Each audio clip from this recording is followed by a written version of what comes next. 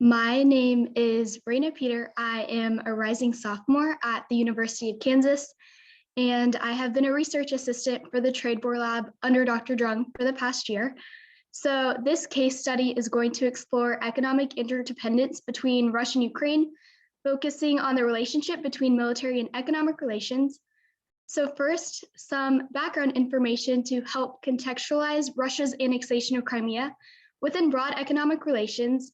This is a timeline of economic interdependence between Russia and Ukraine that hopefully provides insight into the trade relationship and asymmetries between the two countries. So from post-Soviet collapse in 91 to 2014, Ukraine attempts to consolidate their independence while also having an economic relationship with Russia. So in 93, the two countries signed their first bilateral free trade agreement. And for the next decade, they maintained this bilateral trade agreement. However, Ukraine would always avoid open-ended, comprehensive integration projects with Russia. So they would join projects to take advantage of economic benefits, but they never had formal definitions or clear commitments because they did not want to sacrifice their independence or sovereignty vis-a-vis Russia. And so this ambiguous, vague commitment frustrated Russia and was a potential cause of gas disputes between the two countries from 2005 to 2009. So in almost all of the disputes, Russia's big oil company, Gazprom, threatened or actually did cut off supplies to Ukraine. And the justification for these actions was that Ukraine had unpaid debt, which was true, but a lot of scholars also speculate that Russia was frustrated by increasing Western involvement in Ukraine, and this was kind of their way of retaliation. So in 2011, Ukraine was highly reliant on Russia. Russia accounted for 28% of Ukraine's trade, while Ukraine accounted for less than 5% of Russia's. And then Russia annexed Crimea in early 2014, which caused the overall value of Ukraine's imports and exports from Russia to decrease. And directly before the annexation, there was another energy dispute among Ukraine, Crimea, Russia, and other Western nations that were involved. So essentially, the Prime Minister of Crimea said that Russia's Gazprom would be its new owner, which concerned the United States and the European Union because it was perceived as Ukraine and Crimea integrating into Russia, which then contributed to military conflict and hostility. And then since the conflict, Ukraine has attempted to reorient trade and shift economic reliance away from Russia to the European Union, which was kind of the end goal of some of the things that they did in the 90s and early 2000s. But to this day, Russia continues to be Ukraine's largest trading partner in terms of imports and exports. Here is a data visual of that background information. It shows Ukraine exports in red and imports in blue. And it's clear that the overall trade value decreased in 2014 and 2015, which is what prompted this case study to take a further look at that dip and explore the specific commodities that were impacted. So overall, this study aims to answer the question, what was the impact of military conflict in 2014 between Russia and Ukraine on trade relationships? And to do this, I will, one, examine why the import/export value of some commodities remained flat while others plummeted. And then two, were trade asymmetries weaponized in the aftermath of the 2014 Crimean conflict? And so the main takeaway for this case study that my data will demonstrate is one, military conflict suppresses trade, but not completely. So although the two were engaged in a literal war, they still maintained some level of trade and interdependence. And then two, Ukraine shifted its reliance from Russia to the European Union, which demonstrates Russia's economic coercion and weaponization of trade asymmetries was not as effective as you may think. And then three, specific sectors were targeted more substantially than others, which we'll get into more specifically later, but this shows that there is some kind of calculative behavior in that asymmetries were most likely being weaponized after the conflict had started.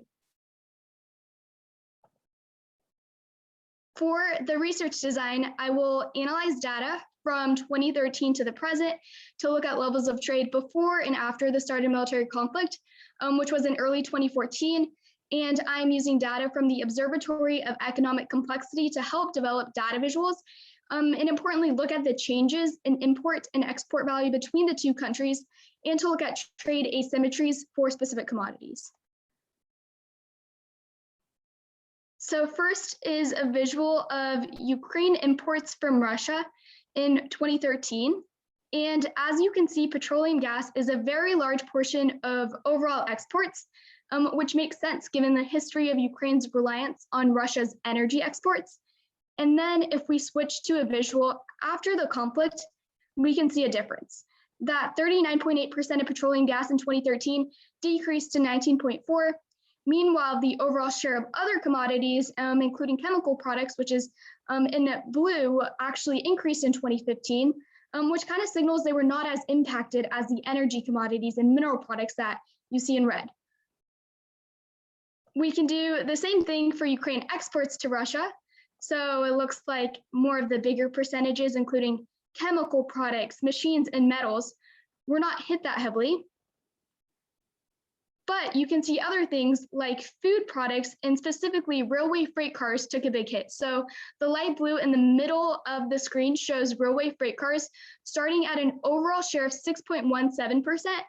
And then in 2015, that decreased to 0.67%, where you can barely even see it on the image, which demonstrates there was a substantial decrease in that commodity specifically.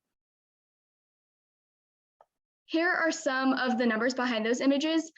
So the commodities are grouped into 21 different categories on the left, and then calculated into Ukraine's overall import and export values. And so I calculated the decrease in trade value from 2013 to 2015 to see what products were impacted the most. And Ukraine's import value of mineral products is by far the largest difference in dollar value, which aligns with the background information. So Russia has empirically weaponized Ukraine's dependence on mineral or energy products for their own economic and political advantage. So it would make sense that in this context, Russia utilized its economic leverage as an attempt to gain concessions. And in 2013, Ukraine imported over $15 billion worth of mineral products. And after the conflict, that number decreased by almost 12 billion, which is a ton of money. And a lot of scholars have identified this as Russia using economic leverage and weaponizing asymmetries, because they know Ukraine relies on energy commodities and Russia is able to export this commodity to a bunch of other countries. So why not try to utilize it in their favor in a meaningful way to coerce Ukraine? Another important commodity is animal products. So this is at the very top. You may be wondering why there's actually an increase in the trade value of this product. And it was tough to point to a singular cause for this increase. But from my research, it looks like Ukraine implemented a streamlining process earlier on in 2010 and stuff for this commodity to make it easier, faster, and cheaper to import animal products. And so the value of this commodity continued to increase in subsequent years as well, which goes back to an initial takeaway that even though they were engaging in military conflict, economic interdependencies persisted, which is especially true for this commodity. The next graph is Ukraine exports to Russia. One of the notable categories is transportation. And so for transportation specifically, Ukraine exports took a big hit in 2015. And articles from 2015 indicate that Ukraine's state-run railway company suspended cooperation with a branch of Russian railways as a part of sanctions against Russia over its support for separatists in Crimea. And then the other commodities, including metals, machines, food products, were mostly impacted from Russian import bans. So in 2013, Russia launched some trade sanctions against Ukraine. And then in 2014, those were intensified and explain a lot of the large numbers at the bottom of this graph.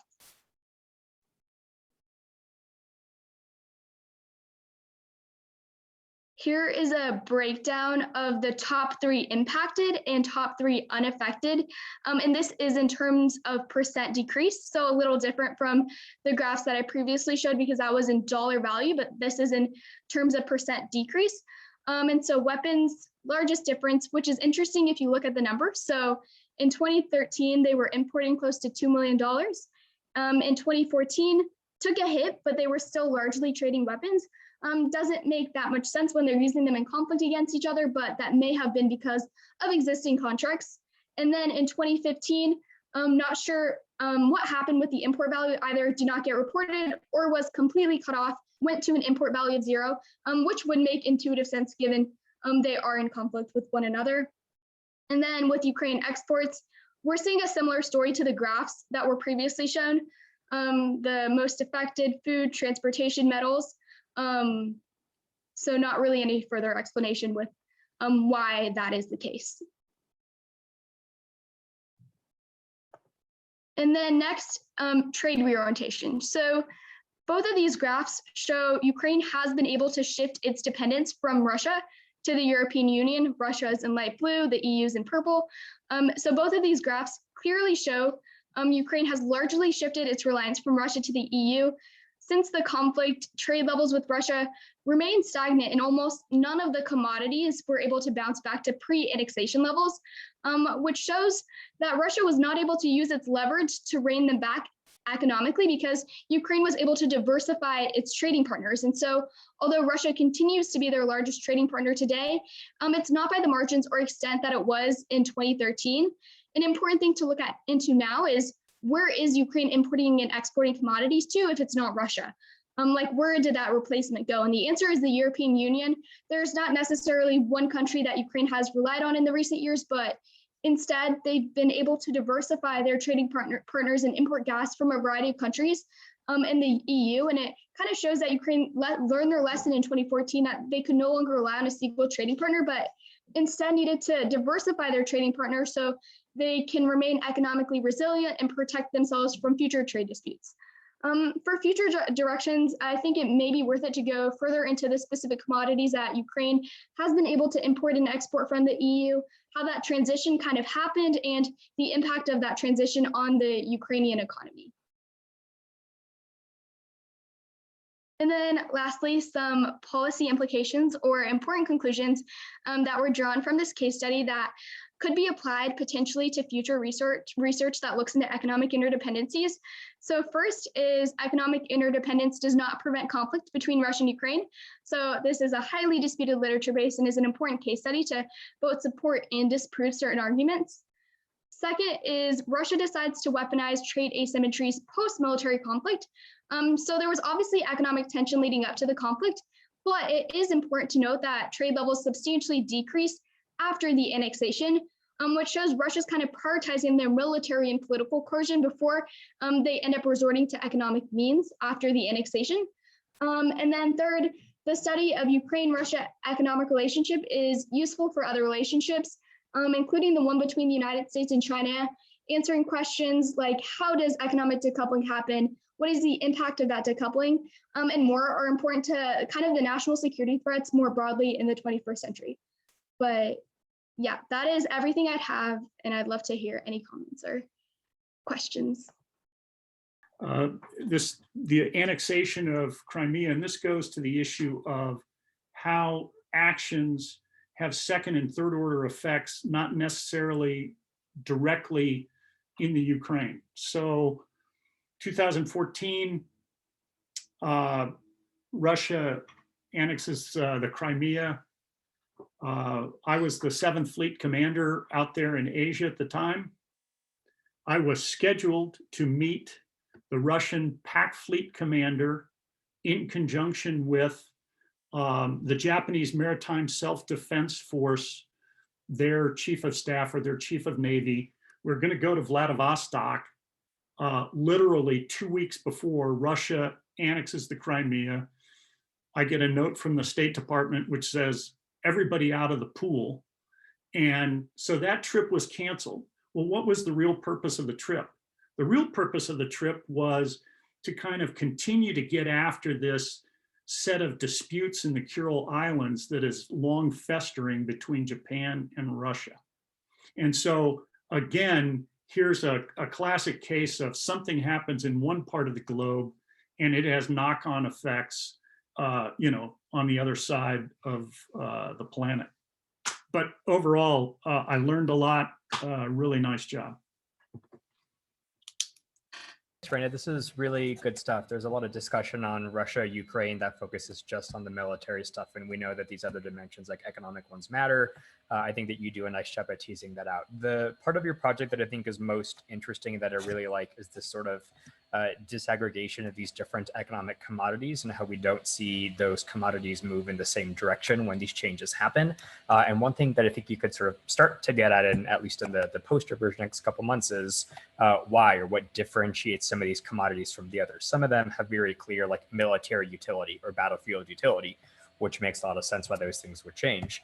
Others are sort of more primary goods. Others are maybe consumer goods. And one way to maybe think about the difference between those is sort of analogies to counterforce versus countervalue targeting and nuclear, or sort of different military bombing strategies that are strategic focused versus population focused.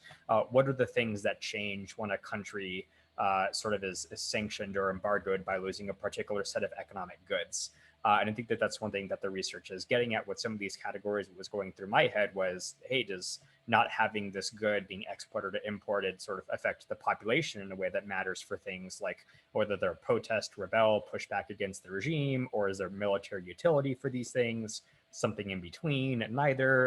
And so I think that that's a place that this research could add some nice insight. Thanks. Thanks, Andres. I don't know, Raina, if you want to respond sort of to all the comments at the end, or we're probably going to collect a lot. So that's probably the wise thing to do since more hands are popping up. Eric, did you still want to go next, or? Sure. Raina, thank you so much. This was super interesting and stimulating. And one of the way academics show how interested they are and how much they've been stimulated by your work, unlike everyone else in the world, is we criticize. And it takes a little bit of sort of mental adjustment to do this. But actually, when people are criticizing your work, at least if it's, if they're criticizing in a way that shows that they paid attention, then that's a suggestion in an academic setting that you're doing things right, that you're doing a great job. Okay, so a couple of quick, hopefully quick comments. One, I think one of your takeaway points is that trade between Russia and Ukraine didn't prevent a conflict, but there's a little bit of sort of problem in this potentially, which is we're drawn to that case to begin with because there was conflict, right? Let's take a counterfactual. Suppose, for the sake of argument, now it seems pretty clear that when Russia's imposing sanctions on Ukraine, it's because it's not happy with Ukraine and it's trying to coerce it into changing its behavior. Suppose that had worked. Suppose that in response to those sanctions, Ukraine stops moving towards Europe, decides, we got to toe the line with Moscow, and Yanukovych is never overthrown, and all these things, right? So then presumably the Russians wouldn't have invaded Crimea, and we wouldn't be drawn to that case. It'd just be another portion of history that's not interesting to us. And that's part of the problem in making inferences in settings like this, is when behaviors that we're interested in lead to certain outcomes that we may want, because we're not concerned about them, we're not looking for it, we go to another case, right? And if all our cases, and this is just look at the way we do things, the way we think about things, the way people write about things, we're drawn to those peak events. If it bleeds, it leads kind of thing. So if the Russian sanctions and economic coercion had worked, then possibly the case wouldn't draw much attention. And then we would go on to the next case where there were sanctions and then a conflict and say, aha, sanctions didn't work, even though they had worked, at least potentially in some cases. So that's a bit of an issue. One thing that's interesting is you show the graph of the trend away from economic relationships with Russia and towards the EU. I wonder if that model, if you go back to 2012, which is a little bit before the Russian incursion, I wonder if you could project from the past 15 years before that and see if the trend was there already, right? Maybe the intervention accelerated a process that was already there. That's a stylized story that some people tell about Ukraine. Part of the reason the Russians are getting increasingly anxious about Ukraine is that it looks like Ukraine is moving away from the Russian sphere of influence. I don't know if that's true or not, but your data could help clarify that.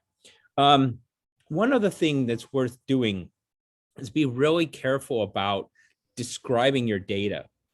Whenever you're looking at time series, are you looking at are these real numbers or nominal numbers? Because inflation and other things means that values change over time. There's a risk that we see trends in inflated data that's not really there. So you want to clarify for the reader, what's the data source and how does it relate? Are these inflation adjusted values and so on? And there are a couple other examples of that in the presentation, but in general, you did a wonderful job. Great, thanks, Eric. I have Ben next, and then Tom on deck. All right, thank you. And Raina, I do want to echo the congratulations you received here. This is terrific presentation. So you made an assertion in there that I think is probably correct, which is that when Russia loses all of these gas and oil exports to Ukraine, right, with this trade reorientation, that doesn't cost them a lot, right? And we have, we can infer from what was going on sort of in the, prior to 2000, sort of that 2005 to 2009 period, that Russia had the ability, at least in the short run, to jack up natural gas prices in Ukraine, right? They would turn off the spigot in the pipeline, and because pipeline gas is so difficult to replace in the short run, right, they could spike energy prices and make people freeze in Ukraine, right? So that's why they had such intense leverage. The data, it's possible, we can think about, and this is more of, as Eric says, when we see projects we get excited about what else we could see. And so this is probably not something to do in the scope of between now and a poster, right? But something, and so maybe this is almost more for Jack and for all of us to think about what else we might want to do here. But price data in terms of what, when Gazprom's selling their natural gas, what happened, we can get those, those prices over time, sort of plot those over time. So what's the trend in those prices after, as their exports to Ukraine go away? Is it indeed the case, as we kind of expected, is that the price they're receiving pretty much doesn't change that much, right? They're able to shift to other buyers and not suffer much economically from that. And then similarly, like, how long does it take Ukraine to go back to paying low prices for energy? Right? Presumably right now, the energy prices they're paying reflect global prices, and they're not paying more than any other country. But there was a period when Russia was able to intermittently spike their energy prices, right? Now, that's not a power that Russia has over them, right? In some sense, Russia's already gotten a big part of what they wanted from Ukraine. They got Crimea, they've gotten some things, right? But they've also lost a type of leverage, and they've lost the ability to profit economically from other types of interdependence as the Ukraine has shifted its kind of non-energy trade away from Russia as well. So I guess I think the price data on energy is going to help us understand when one country has sort of price leverage with respect to energy over another country, how long does it take them to reorient if they decide they need to get independence? Right? And does the energy exporter, can they indeed sort of reorient anytime they want cost-free? Are we right in that assertion? So I think price data can make sure we're right about how we're asserting kind of the asymmetry of interdependence with respect to these types of energy. But yeah, thanks a lot for this. Thanks, Ben. Over to Tom, and then Neil. Thanks, Jack. Raina, fantastic presentation. Thank you so much for this. And I think my takeaway was that you can do a lot with good data. So keep that up. My one question is, this might be really stupid, but I'd be curious. You talk about how, in this case, interdependence didn't prevent conflict. And I'm wondering about the counterfactual, like what if there was no interdependence? Is it possible that Russia would have gone further in its occupation, annexation movement? That is to say, so clearly interdependence didn't prevent conflict. Is there any chance that it might have diminished it? And I think that's a tough kind of hypothetical to play with, but would be curious what you think. Neil, and then back to Raina real quick for move on. Raina, I actually lowered my hand because Ben asked a version of the question I was going to ask you. But I just want to say and echo the Admiral here that this was fantastic. This is really good. Congratulations to Jack and Ben on the data training, and then you for putting this together in such a compelling way. I think this is better than any honors thesis or that represented a year's worth of work that I've seen here. So really good job. I'm really impressed, and congratulations. All right. Happy note to end on. Back to you, Raina, for some responses. Jack, I've got one saved round, and it was really based on Ben's comment. And I think that, Raina, I don't want to sign you up for more work, but given the current situation in the EU with the Nord Stream 2 pipeline, hey, does that set up kind of a second round of an interdependence hypothesis given Russia and the Ukraine and this diversification to EU? So I'll let you handle that one, and I'll look for the report out. Thanks.